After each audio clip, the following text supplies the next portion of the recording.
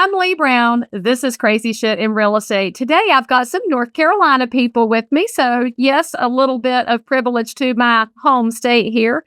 But just buckle up, y'all, because this is a really smart real estate couple. Dedric and Krystal Polite are with us. If you know the names, you may have seen them on TV. They've got so many interesting things to share. So, sit down, get your cup of coffee, enjoy the conversation, and I'll see you on the other side. So if you're in real estate and you're listening to this podcast or watching it and thinking, man, I need some more Leigh Brown answers in my life. Well, guess what, friends? I have a new program that is launching right now called Answers.Real-Estate, where I will give you every bit of insight I have to help you grow your real estate business, help you better respond to consumers, to provide a more excellent real estate experience so that the next time you land on crazy shit in real estate, you'll have a better solution to whatever you ran into. Answers.Real-Estate. There are monthly plans available. You will love it. Get your coaching. Sign up with me today. Pronounce your name for me. Is it Polite? Polite? I didn't know if it was like the French version or what. No, it's Polite. Oh, just Polite? Yep. Well, tell my audience a little bit about y'all, how long you've been in and around real estate, a little bit of a snapshot of who you are. Yeah, so we're Dedric and Krystal Polite. We're real estate investors. We're also entrepreneurs. She's from North Carolina. I'm from South Carolina originally. We grew up in Boston. Now we're back in North Carolina. This is home now. And we both started out working in corporate America, did what our parents told us to do, go to school, get good grades, get a good job. I didn't like working for someone else, right? I wasn't the best employee, so I always wanted to be an entrepreneur. So she's an entrepreneur. I was more of a wantrepreneur. Right. I had what's called paralysis analysis, but she helped me snap out of that real quick. And we dove into investing part-time while we were still working corporate jobs. We started closing some deals and got some deals under our belt, started building a portfolio. And here we are today, a few short years later, financially independent. We own a bunch of real estate, and we also teach people how to invest in real estate.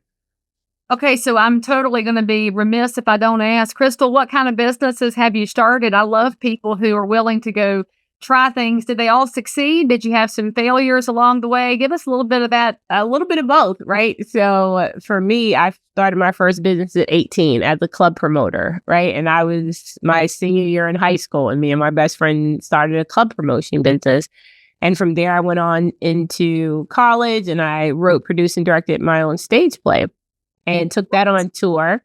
And it was great, but of course you don't know what you don't know, right? So I didn't know the business aspect of it, but I had a partner who I thought did. And then, when you don't know what you don't know where the money's going.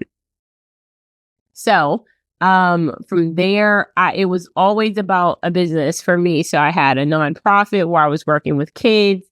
And then when I met Dedric, we started businesses together within like 2 months of dating, because it was important to me to know that I not only had a mate, but I had a partner, right? Because that was the ultimate goal. I needed a partner in life, but also in business. So we had owned a franchise prior to getting into real estate, which was animal rides business. So if you ever went to the malls and you saw those little scooters that were like riding around the malls, We actually had one in Carolina Place Mall down outside of Charlotte. We used to have those at Concord Mills back in the day. So that's what you call those franchises? Yeah, so it was called Zufari. So we owned 3 locations in and around North Carolina. Then we had some up in New England as well, which is where we're from originally. And then first business we had together was Airbnb. So that was 2012. We started Airbnb in my apartment out together. So within like 4 short months, we made about $40,000 and just doing Airbnb. And this is when it was super young. So I think Airbnb had only been around maybe 2 years prior to us getting into it. So like I told him on our first date, it was a business meeting, right? And we were very clear with people. Our very first date was a business meeting. We sat down and I asked him, hey, what are your goals? What are your short-term goals, long-term goals, 5 years, 10 years, 3 months, 6 months? What is your credit score? Do you plan on living here forever? Because if you are, I'm not. I don't plan on living here forever. I plan on moving within the next year or two. So we really got out of the way, the stuff that most people wait too long to figure out. Mm-hmm. I mean, I think you ought to take that personal story to the youth group at the church and say, listen, young people, there is a great way to ask questions. And it does sound so cut and dried, but you're right. It's part of the big picture of, is there potential here before you yoke together and figure out if it's going to work? Although, Dedric, you're a brave man, because that would have scared a smaller man off, I think, to have to have a business owner come at you. And obviously you strong enough to answer the questions, and look how well it's worked for both of you. Yeah, I mean, it was actually refreshing for me, right? Because once we got all the superficial, I like you, you like me out of the way, I was looking for a wife as well, right? I didn't think I would settle down so many years later until I met her, but she was super intelligent, super passionate about what she wanted to do, and very smart. So I'm like, hey, this is someone I can build with. Again, I don't just want a pretty face, even though she's beautiful. I want someone that has some ambition and some goals, and we can build something together. So it was refreshing for me.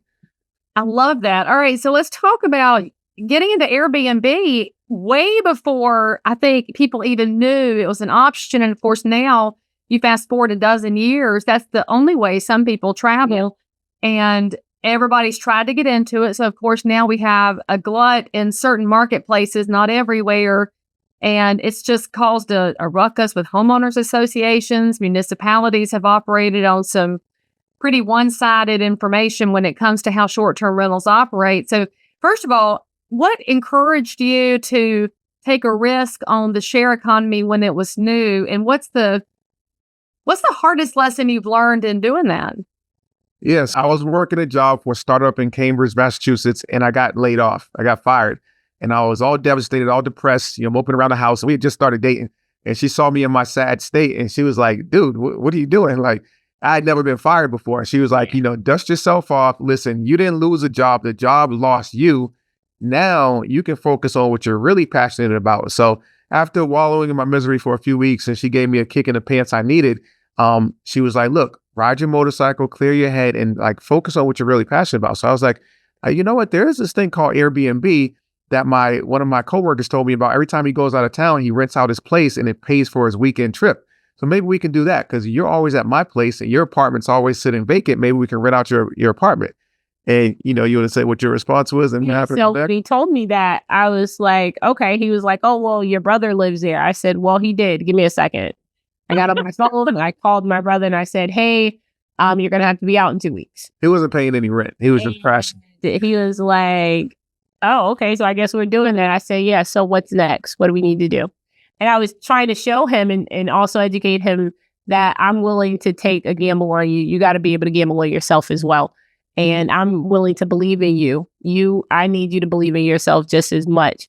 So once he said, okay, well, all right, let me do some more research. And he went back and figured out all the stuff that we needed to get going. I set up our account on Airbnb and we started getting the furniture and everything moved in. But we learned a lot of lessons also with that, right? Because we started so new, there was no courses out. No one was educating you on Airbnb. We got bookings right away. We immediately got bookings, but then we also learned lessons, right? When we first got started, we was renting all of our furniture, right? And we didn't realize couldn't afford to buy it at the time. Exactly. So didn't realize, oh, this is eating into our profits. So after a few months, we bought the furniture. Exactly. And then we were doing it in my apartment. Right. When, back then you weren't able to sublease and then you had to speak to the landlords. So after about 4 or 5 months, we ended up getting neighbors started complaining. Yeah. People are coming and going. And so then they found out we were Airbnb in it. And then I got evicted. Well, it was perfect timing because we were just about to relocate to North Carolina. And people always ask me like, well, what did you think? How did you feel? Me and Dedric are opposite when it comes to a lot of things. And when it comes to that, I tell people fire don't mean final and neither does evictions. Okay. So when it was like, oh, yeah, you got to move out. I was like, oh, okay. We're always at my house anyway. I was like, you're living together. Moving on. Now that we know that this works and this proof of concept, we proved we made $40,000 in 4 months. Whether I live here or I live somewhere else, we now know we have something that really, truly works and we can make money from. Well, and that hasn't changed it no matter what kind of real estate investing you do. How many people forget to button down all the details at the beginning because it is kind of bright and shiny and they don't check Yes. they don't check the neighbors, the HOA and all the rules, which I think that's how we've gotten in this mess with so many municipalities. There were people breaking the rules and I don't think they were malicious. It was just, asking the questions too late. But you said something that I think is going to be the little cutout for this episode where you said that for you to gamble on him, he had to gamble on himself. I flippin' love that statement because how many people out there, well, don't have a support person who's willing to gamble on them, but they often want somebody else to gamble without gambling on themselves. It's a two-way thing. I love that phrase. And it's the perfect mindset for real estate investing, which does look pretty boring and not kind of easy if you watch HGTV, which we know is a complete fabrication and form. But it does work if you put all the details in place and you figure out how to put the support together. So now that you've aged, seasoned, however you want to call it, gotten excited in the real estate investing business, where are you guys looking now? We'll talk about the education piece second, but as you're taking all that you've learned over the last dozen years, where do you see your opportunities? Is it in a new space in real estate because you were early in Airbnb? Is it the long-term rentals, short-term rentals, developing, building? What is your mindset around real estate right now? Yeah, I mean, Leigh, we're what we call opportunistic investors. So we have multiple tools in our tool belt that we can actually implement depending on the deal. So we can assign a contract if it's not a property we want to own long term, or if it's out of state, or if it's in Charlotte. Even though we have rentals in Charlotte too, we know fix and flip, right? We have a whole national TV called 50/50 Flip that chronicles us fixing and flipping houses. We have a large rental portfolio, so it really depends on the deal. We see opportunities everywhere. We're getting into new development. We're about to develop a 40,000 square foot Sky Zone trampoline park in Alamance County, the first to bring to Alamance County. So there's a lot that we're doing. Opportunities are coming across our desk every day. And we just look at our business plan and say, hey, is this something we want to pursue? Our biggest challenge is actually turning down opportunities and just knowing what to say no to versus what to say yes to. Yeah. But our long-term goals has always been to create that generational wealth, right? And that's been from day one, especially when we had our two children. It has been to create something that outlives us, right? And that's been our goal, to create something that outlives us. So our children now won't have to go through a lot of the things that we went through growing up. Now, are we going to erase all challenges and stuff from their future? Absolutely not. Just like I tell people, we're not giving them anything either. But our children have been in our business since they've been born. So real estate is basically all they know. So for us, it's always been about what can we buy and hold on to that they can now inherit when we are no longer around. But not just that one generation, right? Because a lot of people's wealth disappear after that one generation of transferring. So for our kids is really why we're doing what we're doing. And everything has been very strategic, right? And a lot of stuff come across our desk now, but I make it very clear to people, we go out and we chase deals as well. We are still young. We're still hungry. We're still creating opportunities for ourselves. So we also make sure we educate people on that as well. It doesn't matter how old you are. You still have to put that work in. Amen. And I love how you're reframing that phrase that's getting overused now, generational wealth, because a lot of people hear it and they think it means Rockefeller kind of money. And it doesn't necessarily mean that. It just means it's a financial stability and a financial foundation that does carry on if you do the work. And I think we have to add in that second half of what you said too. If your parents set you up with something, do something with it. I see that in an announcement here in Concord where we have it's gotten kind of fragile because you have a lot of older folks in there who've lived there for decades, and the kids don't want to come back because they've moved on to the big bright cities. Mom owns the house outright, so she passes. The kids get it, but now they live somewhere else, and it sits there and deteriorates because somewhere along the line they forgot that Mom's paid off house in Concord is a part of your financial story long term. If you go mindset of taking care of it. And I think that's especially important in some of our historic communities that haven't had a lot of financial education, and the kids forgot that grandma's paid off house means something whether it's because it gives her some stability now or it gives you a step into the future. So kudos for what you are doing, because you're not just talking about it, you're doing it, unlike all these elected officials that love to tell us what we should be doing, but here you are taking action. I love it. All right, so let's talk about your educational piece, because I know that's part of your passion play in what you're building is how it does translate to your kids and out into the community. What do you think is the most important missing angle in financial education when it comes to real estate for the general public? I think it's two things. I think it's information and also mindset. So information alone is not going to make you wealthy, right? The internet has all the information out there, you can get rich, but just because it's out there doesn't mean you're going to use it and get wealthy. Yeah. It also has to come with a mindset. So how do you look at the world? Do you see the glass half empty or half full, right? Do you see opportunities around every corner, or do you see obstacles? So that's one thing that Krystal and I have done is we've invested in ourselves. I was more of an entrepreneur, but once I figured out that I can invest in myself, read books, hire mentors, hire coaches who are going to help me reshape my mindset, that's the best investment you can ever make, because once you learn how to do something, you can't unlearn it.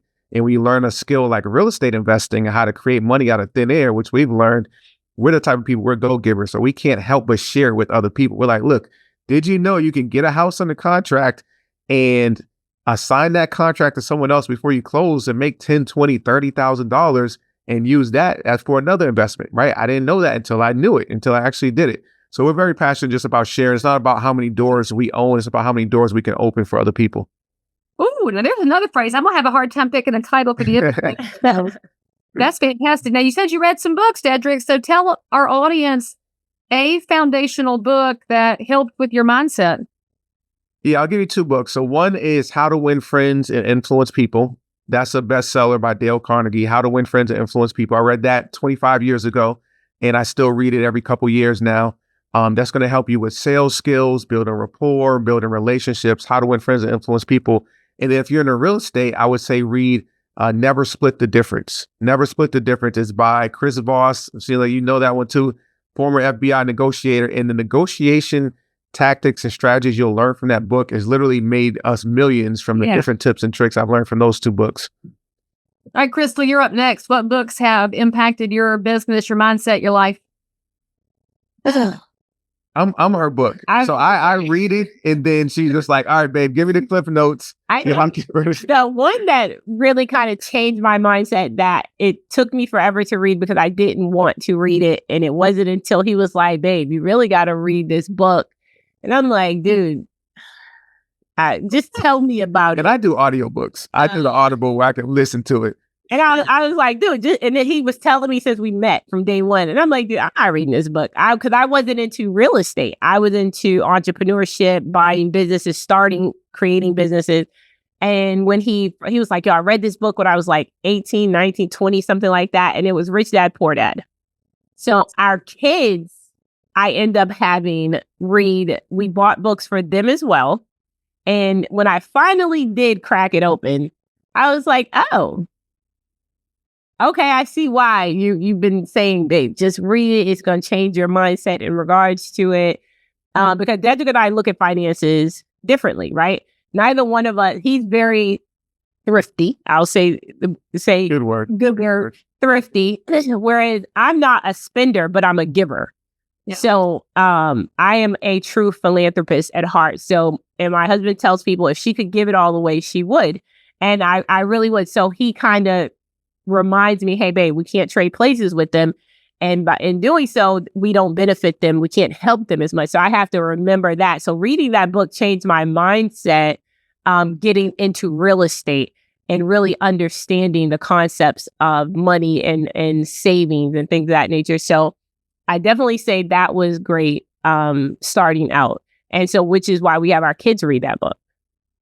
Hey, audience, if you were sitting there nodding along with Krystal about how you don't want to read books either, then you've got to listen to what she just said. If you haven't read Rich Dad, Poor Dad, it's really a mind shift. And if you don't have the mind shift, it's hard to go to the next level. And if you have kids, get the cash flow game. It's called cash flow. Did y'all get cash flow for your kids? We have it. Yeah, Absolutely. we play it all the time. Expensive, but it's because you got to think about what you're investing in. So there's a lot of resistance when I've offered that to people like, oh, I'm not buying a game that costs $79. I'm like, you wasted that much at Starbucks last week. So how about you teach your kids some good habits? And my kids got so angry the first time they played it because my daughter had chosen a career like a school teacher, and then it said he had to pay for coffee. And she said, I didn't have the money for this. And I was like, do you not now? How about that? Oh, Yeah.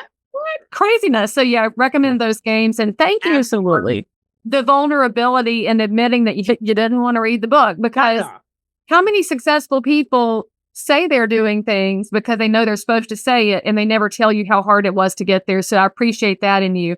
All right. So let's go back to the comment that you made there, Dedric, of assigning contracts. Obviously, that's known as wholesaling. Often North Carolina, it is legal. If you're listening to this from another state, always check your state laws, because there are very ethical people who operate in that space. And there are some who are perhaps less than honorable, but that's the same with every profession. So give our audience a good place to start, because I find that if there's one comment I get back after these interviews, it's, yeah, they're successful. Good for them. They have the deals. They have the money. Wah, wah, wah, wah. How do you start? What is step one? They read those books y'all suggested. Where do they go next? Where do you learn? Where do you find mentors, people that will give you a playbook? Give us some insights. Yeah, I'll say a few things. First of all, you got to be clear on what your goal is. So what is your goal? Is your goal to build wealth? Is your goal to make a lot of money flipping and wholesaling? Because flipping houses and wholesaling houses, you can make a lot of money. You can get rich. We have months, we make 7 figures, 6 figures, multiple 6 figures in months, but it's a job. When you're flipping a wholesale, it's a high paying job, but it's a job. When you own a portfolio of rentals, that is more passive income, right? Residual income. So we do both, right? But what we teach people is know what your goal is, and then find someone who's doing what you want to do, right? Not someone who's done it a decade ago or 20 years ago, but who's actively either flipping houses, wholesaling, they own a lot of rentals, they're actively doing it, and learn from them, right? Now, you're going to have to this person's busy, they're very successful. You're going to have to pay them for their time, right? But it's worth the investment, because that person, they're actively doing it so they can help shorten your learning curve, help you navigate some of the challenges that they went through and get through it quicker. And that's exactly what we did. And I think the key to that is that Dedric said, for us, for people who are just getting started out, find someone who is currently doing what you want to do. Because us getting started, and people know our journey and our story, we went through a lot of coaches. We went to a lot of coaches, mentors, masterminds we joined, and a lot of them were great. But we also had coaches that did it 30 years ago, 40 years ago, who weren't doing it. Or outdated methods. So the methods were outdated. And we were in the classes like, oh, okay, I don't think people are doing this anymore. Okay. And you can see that, the difference in those coaches and those mentors. So it was very important for us at that point to be like, okay, let's find somebody who is actively doing this, or at least they are still actively in masterminds and coaching programs and mentorships where they know what's going on. And that's why we offer free trainings as well. We do a free training once or twice a month, where anyone who's brand new without a real estate license, don't need a ton of cash or credit, can come into that training. And we break down, how do you find properties? How do you find motivated sellers? How do you put an offer together? We'll break it down A to Z, how a newbie can get into the business. Well, it's very similar to what you learned in your first Airbnb. Yes. What are you getting into? Asking the questions before you dive all the way in. And how much time could all of us save if we would ask better questions of these coaches and mentors and gurus and fly-by-night people, and check their resume, check their real life before you stroke all the checks and fall into the great promises. So it's all applicable, y'all. You've all got to know that there's opportunities out there, but do a little research before you dive in, because if you get good information, it gets big. So when you've had somebody successful in your coaching programs, where do they go next? Are you watching them? This is just me being curious about the way people behave now. Are you seeing your students lean into that go-giver mentality as well? Are they adopting the way that y'all do it, or do they make some money and then go vanish? And I'm curious about the long-term relationship piece. We don't talk about that enough in the educational space. You're right. And with a lot of our students, which is great, because Dedric and I do so many different exit strategies in our own real estate business, they'll come to us. So we have a ton of people who come to us because they see our TV show. And they're like, oh, I want to flip houses like you guys and create generational wealth. And then we get to speaking to them and we say, hey, we didn't start flipping houses, because we're very transparent people. We didn't start with that. Matter of fact, and we tell them we learned how to flip houses on our TV show. We weren't flipping houses prior to our TV show. You weren't? So mic drop. No, we were not. So when the networks approached us, they thought all the houses that they were seeing us do on our social media, we were flipping them. Well, we weren't. We were buying and holding them. These were all our rentals that we were having, but we were doing them at the same quality as flippers do, because we believe in giving people a beautiful place to stay. We know what it felt like growing up in poverty and in homes that Section 8. you would not bring people to. So we made it a point to be able to give people what we would have wanted our parents to have when we were young. So that's why all of our houses, they were confused and thinking we were flipping them. So a lot of our students who come to us stay because they start off wholesaling. Then they're like, hey, I want to get into flipping too. So then we transition them to flipping based off of their goals. Then they'll go into new development. Then they'll go into, hey, we got some mobile home parks because we own mobile home parks. So now they're like, hey, I got a 4-unit. I got a 6-unit. So they're able to actually grow. Yeah, it's a journey. Real estate does not get rich quick. We tell everybody this is not get rich quick. But it's proven you can build wealth over time if you take action. So again, a lot of our students end up going back and teaching others because they get passionate about it and it changes their life, and they go and teach others as well. I love that. And I love your point too of if you take action. Because if there's anything I think we probably have in common, without knowing your balance sheet, without you knowing mine, if we could go back in time 20 years, how much more real estate would we buy, come crook or by hook or however you had to? Take all the loan programs, buy as much real estate as we could, because how much less would we sell? We would have kept more. We would have kept all of it. I tell my first time buyers that I'm like, you should look at this purchase as building your empire. So whatever we buy, can you find a way to hang on to it in 5 years when you meet the little perfect somebody and fall in love and get married and go buy the us house? Can you keep this one so that you can start that process? And if we would plant those seeds a little earlier, I think we would go further. But also to our listeners who are younger than we are, you keep hearing this message that you can't buy anything. It's not possible. I will just tell you, there's probably a way if you start asking more questions and start checking out other driveways, other highways, other pathways you haven't heard of before, going to classes like yours, because something tells me that if somebody comes to your class and figures out how to assign a contract, in that process of knocking on doors, they may just find something they could buy and live in themselves. Have y'all seen that happen to your students? Absolutely, because I like to tell people we teach real estate to the people who are not interested in real estate. And people be like, well, what are you talking about? What do you mean? And I tell people we teach real estate to the people who have no interest in real estate. And what we're doing is we're teaching people how to get into real estate to literally acquire their own house, to acquire their forever home. And it's through creative financing. So a lot of people don't have that credit. They don't have the money, the 20% deposit, or have the down payment, the credentials that is required through a financing institution. So we're teaching them the same way, like 98% of our portfolios acquired through creative financing. So people come to us and they're like, hey, I saw that you was able to help such and such acquire property through seller finance. Could you help us? And these are people who's like, hey, I want to own a massive portfolio. They're saying, I want a part of the American dream. I want my own home. And when they've learned we taught them how to acquire that property through creative financing, then they're like, oh, so I could probably do this and get another property and rent it out. And now I can create passive income, and the light bulb goes off because now they have that belief check. They have that proof. Belief check. Man, you are full of good phrases over here. I guess it's all that practice from these businesses being on TV.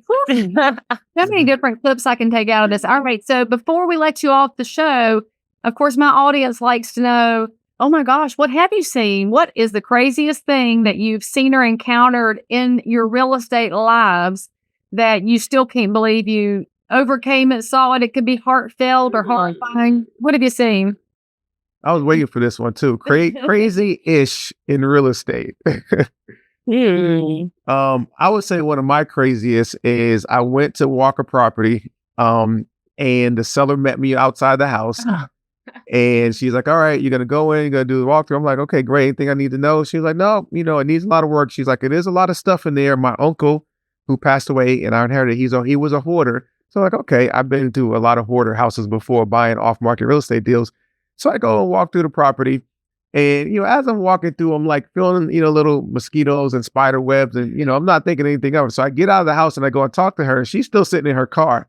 So she rolls the window down and she just cracks it. I'm like, okay, well, let's talk about the house. So little did I know that the house was actually infested with fleas.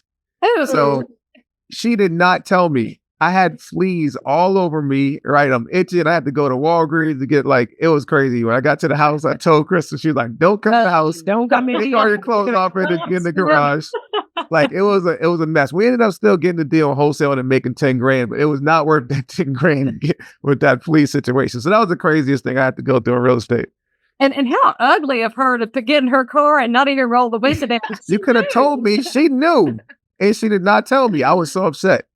She wasn't raised right. That she obviously was not from North Carolina because she would have told you.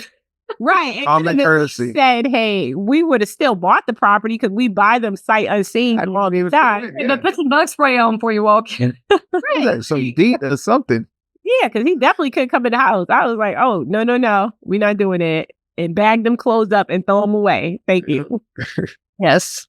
Well, my favorite part of that story is as you start to tell it, Dedric, Krystal starts laughing because she can tell us exactly where you were going. Yeah. She laughed at me a lot. She had a good laugh about it.